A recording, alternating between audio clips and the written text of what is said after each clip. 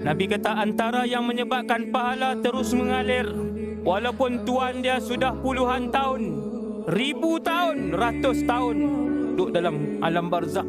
Nabi kata antaranya membina masjid. Cari masjid-masjid yang dibina, masuk walaupun RM1. Wahai Allah, ini je kemampuan saya. Allah tahu berapa kemampuan kamu. Kita tak perlu nak bohong siapa-siapa. Orang lain kanan kiri kita boleh bohong. Allah Maha mengetahui berapa wang yang ada dalam kemampuan kamu. Allah tahu. Sebab RM50 yang dia bagi untuk bina masjid, masjid tu sampai hari ini orang ramai guna. Wahai Allah, boleh tak kembalikan sebentar saja nyawa itu, wahai Allah?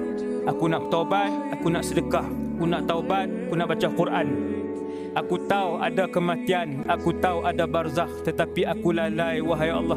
Ayat ni disebut dan diulang-ulang, disebut dan diulang-ulang, dan tidak akan diberikan nyawa yang kedua untuk sesiapa pun yang mati.